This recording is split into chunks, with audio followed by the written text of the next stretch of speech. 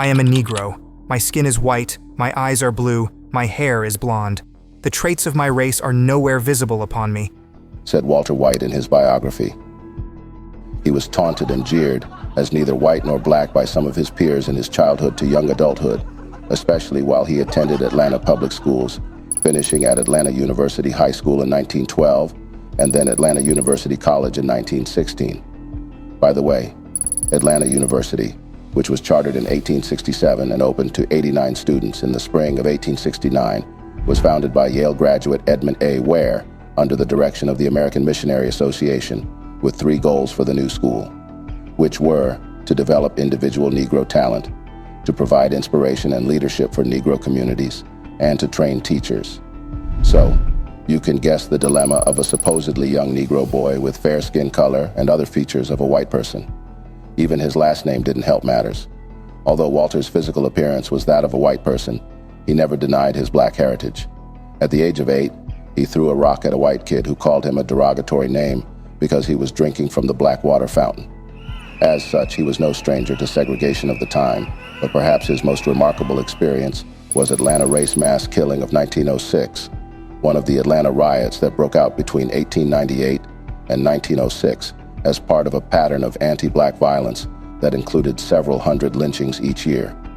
Walter himself called it one of the most savage race riots in those years, which erupted on September 22 after vague reports of African Americans harassing white women. Over 5 days, as many as 25 to 40 African Americans were killed, one of whom was a woman who died of a heart attack after seeing the mob outside her home, while only 2 whites died, and Atlanta's police did nothing to protect black citizens, going so far as to confiscate guns from black Atlantans while allowing whites to remain armed. From this extract from his memoirs, Walter White, the future head of the NAACP, recalled how, at age 13, himself and his father defended their home from white rioters. With this, we bring to you Walter Francis White, who many have described as the foremost spokesman for African Americans for almost a quarter of a century, and one-time executive secretary of the National Association for the Advancement of Colored People, NAACP. Before we go further, kindly support our work by hitting the thumb button, share with friends and families to keep spreading our eye-opening black narrative, and subscribe to stay with us for more interesting and revealing videos. Guess you were wondering who Walter White was, or was he actually a black man? Born Walter Francis White on July 1st, 1893, in Atlanta, Georgia, U.S., Walter was the son of George and Madeline White. By the time he was born, his father had attended Atlanta University, which is still known today as one of the South's historically black colleges, and became a postal worker, an admired position in the federal government. His mother had graduated from the same institution and became a teacher. Walter attended the Atlanta public schools, finished the Atlanta University High School and the Atlanta University College there in the class of 1916. This period of study enabled White to spend 8 years in the old Atlanta's unusual atmosphere at its zenith.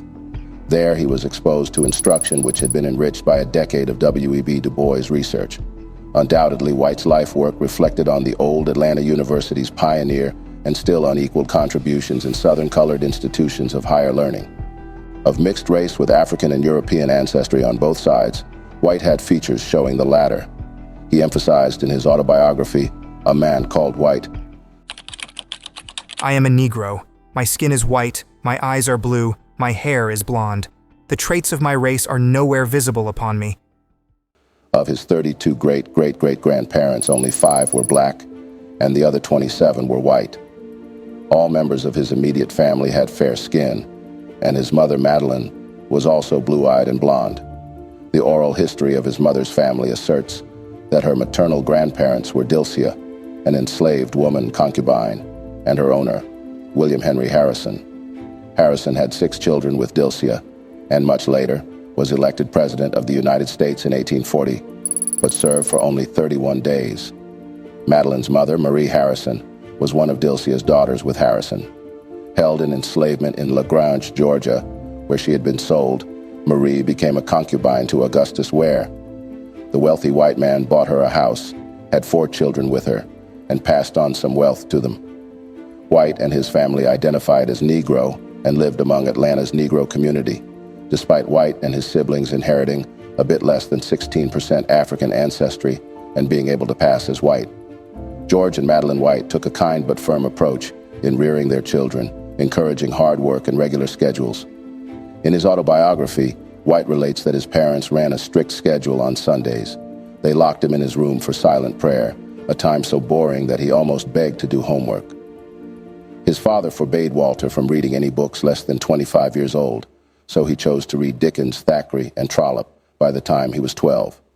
Having experienced in close quarters segregation events and their effects such as the drinking from the water fountain that we mentioned earlier, and the race riots from 1898 to 1906, these influenced White's self-identity as he began to develop skills to pass for a white, which he used later to preserve his safety as a civil rights activist in the South. For Walter White, growing up black and being able to pass as white empowered him to take on two identities that aided his work with the NAACP, exposing racial injustices in the United States. He was quick to accept the fact that he descended from enslaved black people and white plantation owners, and the era he grew up in, which the one-drop rule was enforced, a law that categorized anyone with one drop of black blood in the family line as a black person, regardless of having a far greater percentage of European ancestry. Despite his European lineage, the future civil rights activist grew up as an African-American man. White came to understand that despite his pale skin, he was, and we quote, a Negro, a human being with an invisible pigmentation, which marked me a person to be hunted, hanged, abused, discriminated against, kept in poverty and ignorance in order that those whose skin was white would have readily at hand a proof of their superiority, as he wrote in his 1948 autobiography. His identity as a black man was never more clear than on September 22, 1906, the first day of the Atlanta Race Massacre. The carnage unfolded when a white mob, increasingly fearful that upwardly mobile black residents were threatening the social order of Jim Crow, killed dozens of African Americans over unsubstantiated allegations of assaults on white women by black men. White, in his memoir, recalled when his father heard that a white mob was headed to the home where that Negro mail carrier lives to burn it down. Relating the traumatic event, White wrote in the said memoir, during the afternoon preceding the riot, little bands of sullen, evil-looking men talked excitedly on street corners all over downtown Atlanta. Around 7 o'clock, my father and I were driving toward a mailbox at the corner of Peachtree and Houston Streets, when there came from nearby Pryor Street a roar, the likes of which I'd never heard before, but which sent a sensation of mingled fear and excitement coursing through my body. I asked permission of Father to go and see what the trouble was. He bluntly ordered me to stay in the cart. A little later, we drove down Atlanta's main business thoroughfare, Peachtree Street. Again, we heard the terrifying cries, this time near at hand and coming toward us. We saw a lame Negro bootblack from Herndon's barbershop pathetically trying to outrun a mob of whites. Less than 100 yards from us, the chase ended. We saw clubs and fists descending to the accompaniment of savage shouting and cursing. Suddenly, a voice cried, "There goes another." Its work done, the mob went after new prey. The body with the withered foot lay dead in a pool of blood on the street. Father's apprehension and mine steadily increased during the evening, although the fact that our skins were white kept us from attack. Another circumstance favored us. The mob had not yet grown violent enough to attack United States government property. But I could see Father's relief when he punched the time clock at 11 p.m. and got into the cart to go home. He wanted to go the back way down Forsyth Street, but I begged him, in my childish excitement and ignorance, to drive down Marietta to 5 Points, the heart of Atlanta's business district, where the crowds were densest and the yells loudest. No sooner had we turned into Marietta Street, however, than we saw careening toward us an undertaker's barouche. Crouched in the rear of the vehicle were 3 Negroes clinging to the sides of the carriage as it lunged and swerved. On the driver's seat crouched a white man, the reins held taut in his left hand. A huge whip was gripped in his right. Alternately, he lashed the horses and, without looking backward, swung the whip in savage swoops in the faces of members of the mob as they lunged at the carriage determined to seize the 3 Negroes. There was no time for us to get out of its path, so sudden and swift was the appearance of the vehicle. The hubcap of the right rear wheel of the barouche hit the right side of our much lighter wagon. Father and I instinctively threw our weight and kept the cart from turning completely over. Our mare was a Texas Mustang which, frightened by the sudden blow, lunged in the air as father clung to the reins. Good fortune was with us. The cart settled back on its four wheels as father said in a voice which brooked no dissent, "We are going home the back way and not down Marietta." But again on Pryor Street we heard the cry of the mob. Close to us and in our direction ran a stout and elderly woman who cooked at a downtown white hotel. 50 yards behind, a mob which filled the street from curb to curb was closing in. Father handed the reins to me and, though he was of slight stature, reached down and lifted the woman into the cart. I did not need to be told to lash the mare to the fastest speed she could muster. The church bells tolled the next morning for Sunday service, but no one in Atlanta believed for a moment that the hatred and lust for blood had been appeased. Like skulls on a cannibal's hut, the hats and caps of victims of the mob of the night before had been hung on the iron hooks of telegraph poles. None could tell whether each hat represented a dead Negro, but we knew that some of those who had worn the hats would never again wear any. Late in the afternoon, friends of my father's came to warn of more trouble that night. They told us that plans had been perfected for a mob to form on Peachtree Street just after nightfall to march down Houston Street to what the white people called Darktown, 3 blocks or so below our house, to clean out the... There had never been a firearm in our house before that day. Father was reluctant even in those circumstances to violate the law, but he at last gave in at Mother's insistence. We turned out the lights early, as did all our neighbors. No one removed his clothes or thought of sleep. Apprehension was tangible. We could almost touch its cold and clammy surface. Toward midnight, the unnatural quiet was broken by a roar that grew steadily in volume. Even today, I grow tense in remembering it. Father told Mother to take my sisters, the youngest of them only 6, to the rear of the house, which offered more protection from stones and bullets. My brother George was away, so Father and I, the only males in the house, took our places at the front windows of the parlor. The windows opened on a porch along the front side of the house, which in turn gave onto a narrow lawn that sloped down to the street and a picket fence. There was a crash as Negroes smashed the street lamp at the corner of Houston and Piedmont Avenue down the street. In a very few minutes, the vanguard of the mob, some of them bearing torches, appeared. A voice which we recognized as that of the son of the grocer with whom we had traded for many years yelled, "That's where that mail carrier lives. Let's burn it down. It's too nice for a to live in." In the eerie light, Father turned his drawn face toward me. In a voice as quiet as though he were asking me to pass him the sugar at the breakfast table, he said, "Son, don't shoot until the first man puts his foot on the lawn, and then, don't you miss." The mob moved toward the lawn. I tried to aim my gun, wondering what it would feel like to kill a man. Suddenly, there was a volley of shots.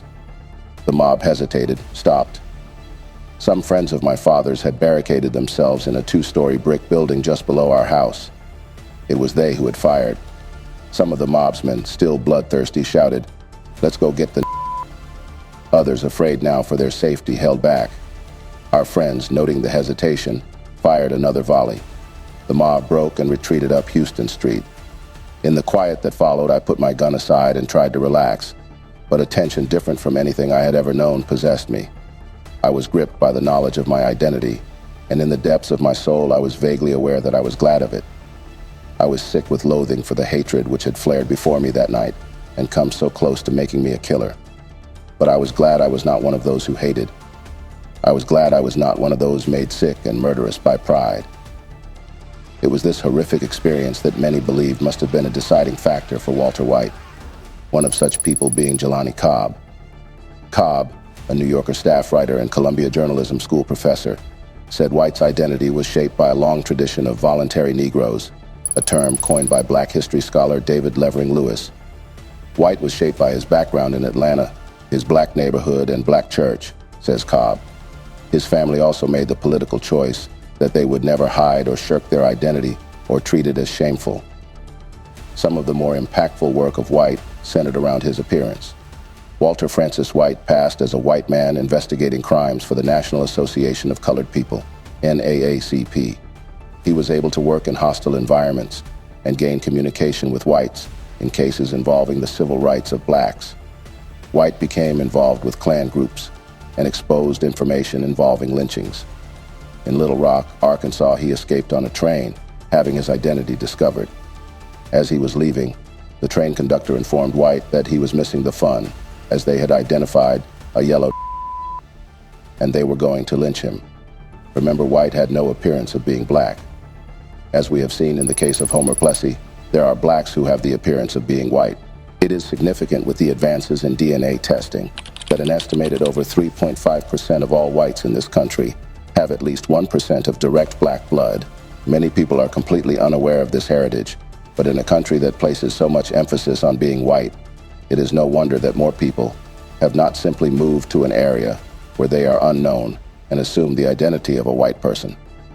After graduating from Atlanta University in 1916, White briefly worked as an insurance agent and lobbied to save a black public high school and establish a local NAACP chapter when his work caught the attention of NAACP founder W.E.B. Du Bois and Executive Secretary James Weldon Johnson.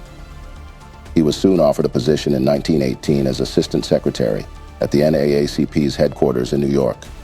White's first major racial justice campaign effort in the national NAACP office came when he persuaded the association to oppose the Atlanta Board of Education's decision to eliminate 7th grade for African American students as part of an effort to finance a new high school for white students.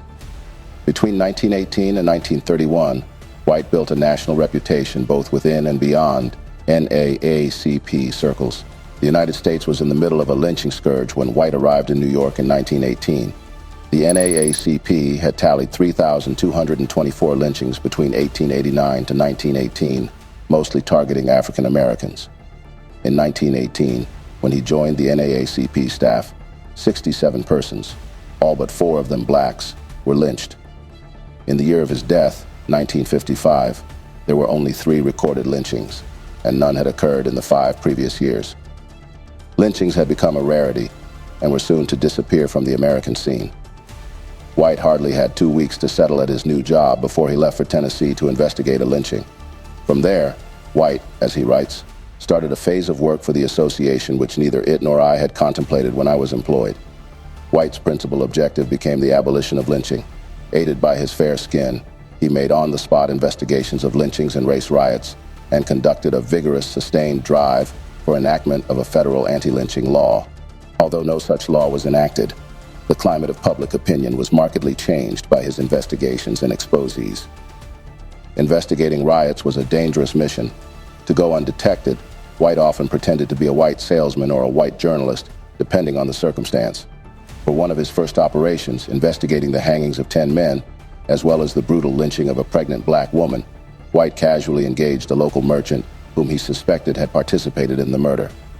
As his manner became more and more friendly, I ventured to mention guardedly the recent lynchings. Instantly, he became cautious, until I hinted that I had great admiration for the manly spirit the men of the town had exhibited, White recalled in a 1929 article for American Mercury. Once the merchant felt he was in safe company, he freely shared his racist beliefs and enjoyment of the woman's lynching, White added. During the Red Summer of 1919, White posed as a white journalist from Chicago while investigating a race massacre in Arkansas when he received a warning from a fellow black man who knew his true identity. Word had gotten out, he was told, and a white mob was after him. White caught the next train out of town. The NAACP office staff, who had heard White had been lynched, sighed with relief when they saw him return. In 1931, White took over as NAACP Executive Secretary, urging President Franklin D. Roosevelt and later President Harry Truman to make statements against lynching and segregation. Most notably, White unleashed an ambitious agenda during his tenure that focused on turning the tide for black Americans through Congress and courtrooms.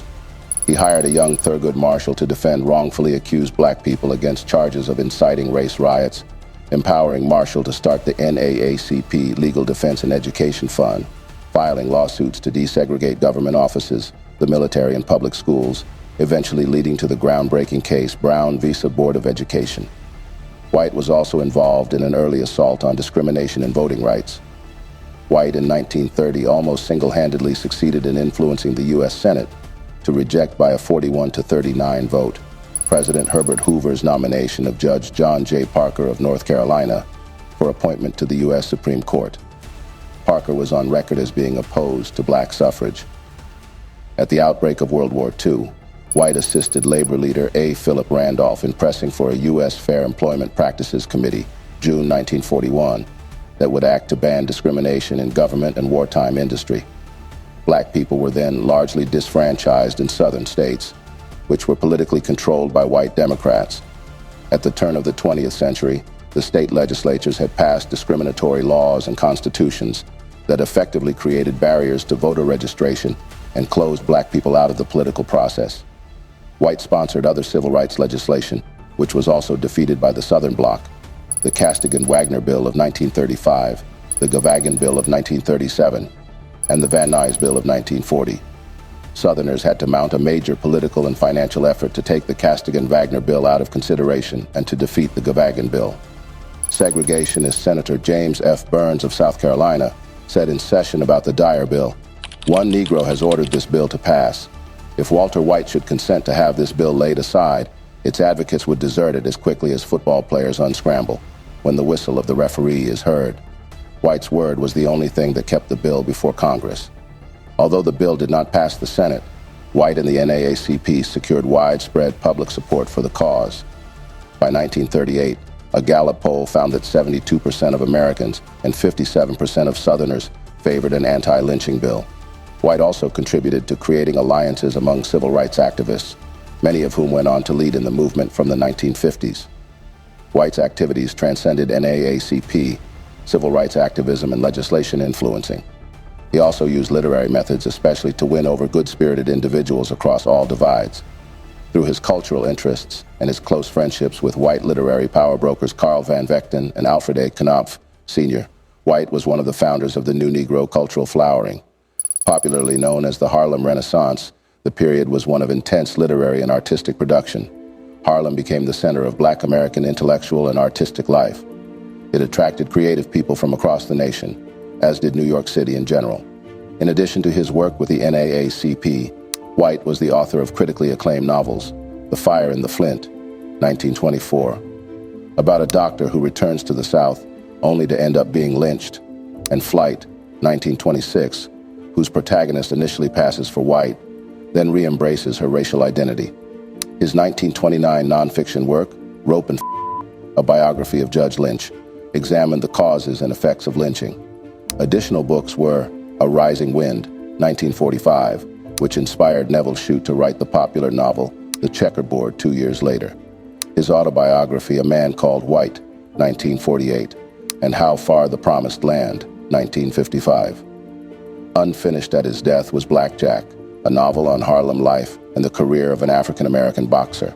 White also helped encourage Harlem Renaissance writers. By the way, a quick digression, and in case you are wondering on the relationship of Judge Lynch and the origin of the word lynch, both of which coincidentally shared same timeline with the slavery and segregation eras.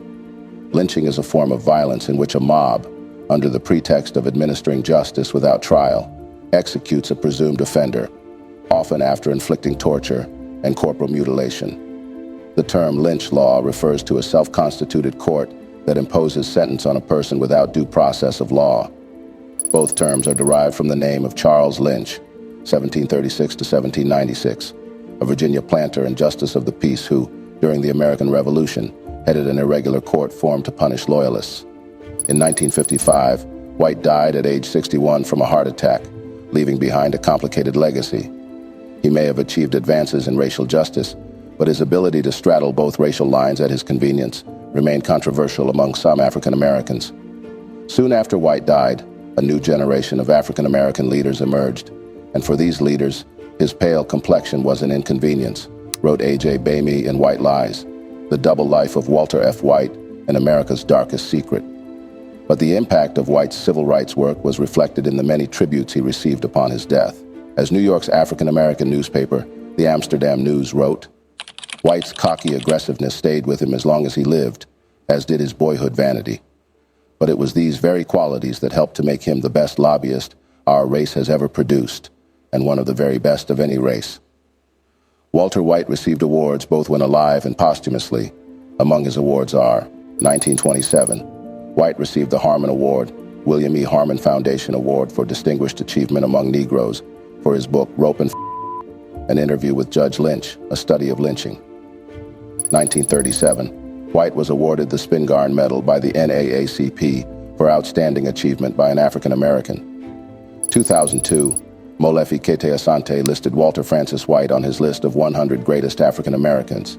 And in 2009, White was inducted into the Georgia Writers Hall of Fame. That brings us to the end of yet another interesting video segment. Support our works by hitting that thumb button in front of you, share with your acquaintances to keep spreading consciousness, and subscribe if needs be to stay tuned in, whilst you also aid in growing the channel. Your support means a whole lot to us. Thank you for watching, and see you in the next video.